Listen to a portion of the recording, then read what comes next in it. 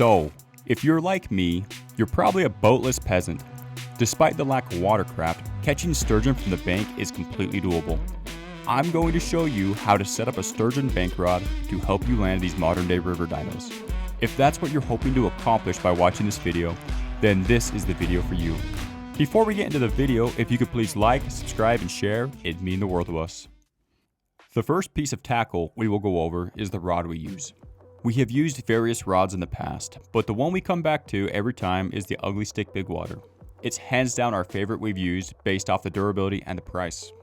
I recommend this 12-foot 2-piece extra heavy model. It is an absolute unit of a rod that has been crucial to us fighting and landing fish.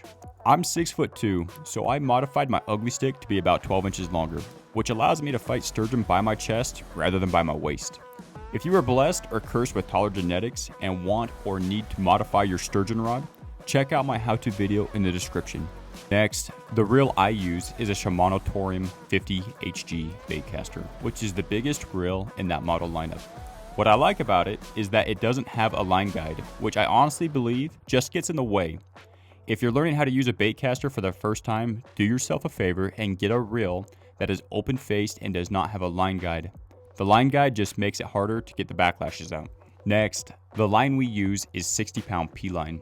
The section of the river we commonly fish is laden with lava rock, which is sharp and highly abrasive. The P-line mono is extremely abrasion resistant, which helps prevent snap-offs when fighting large fish that try to hang up on large rocks and boulders. Some people prefer braided line. Mono has done well by me, and as always, check the local laws and regulations of the body of water you're fishing. Next is a layout of the terminal tackle I use. Each piece has its place and purpose. Number 1 is a sinker slider. 2 is a rubber bead.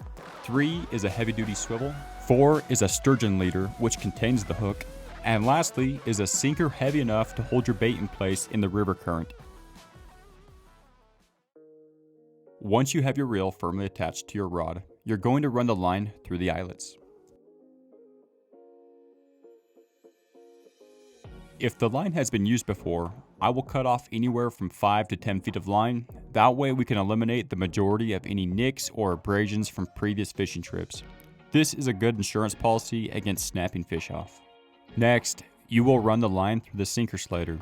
Once the sinker slider is on, you will then run the line through the rubber bead. The rubber bead's main purpose is to protect the knot from the sinker slider.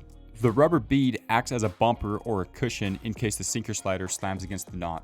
The bead is then followed by a heavy-duty swivel. The swivel is attached to the line with a basic clinch knot. The line is ran through the eyelet of the swivel and brought back on itself. To tie the clinch knot, simply twist the line 6 to 8 times.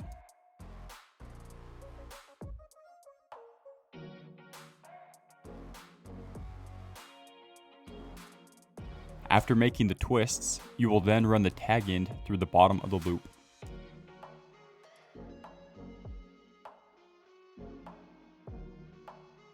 An equally important step is to wet the line of the knot with saliva or water. That way, the line does not heat up and fatigue when you cinch the knot tight. While cinching the knot tight, apply firm pressure and watch as the slack pulls out, forming the knot. Next, clip the tag end of the line. I don't typically cut the tag end tight, but rather leave just a little bit in case the knot settles while fighting a fish. I've even seen some people do an overhand knot in the tag end of the line as an added insurance policy in case fighting large fish. After clipping the line, we are then going to attach the leader to the swivel. Again, if you're not familiar with how to tie a sturgeon leader, go check out my other video on how to tie a sturgeon leader, link in the description. I pre-make my sturgeon leaders before I hit the river. That way I can mitigate wasted time when the fishing is hot. You will next run the loop end of the leader through the eyelet of the swivel.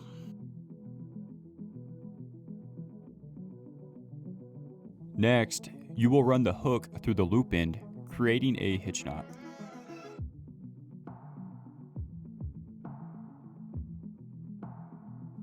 You need to carefully guide the line as it cinches tight on the swivel eyelet. What you are left with is a knot that will never come undone unless the line itself fatigues and snaps.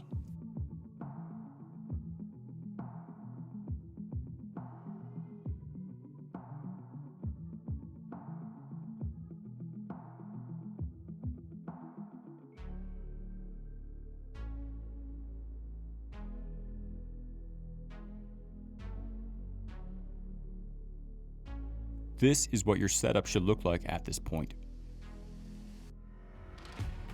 Next, I'm going to show you how to tie a sinker breakaway. The state and body of water I'm fishing requires that a sinker is attached to a slider via a breakaway.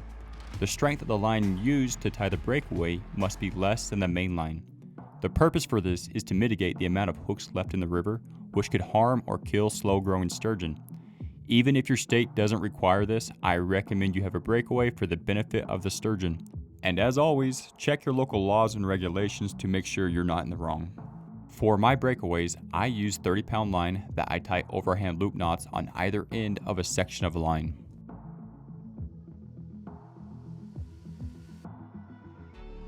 After you've tied the sinker breakaway, clip both tag ends on either loop. Some people like longer breakaways. I prefer shorter breakaways because I feel like it keeps my bait closer to the riverbed where the action is at. This is what your breakaway should look like when it's finished.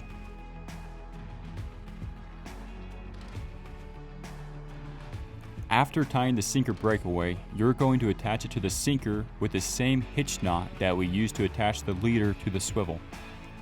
Run one end of the breakaway loop through the eyelet of the sinker and then run that same end back through the opposing loop, creating a hitch on the sinker.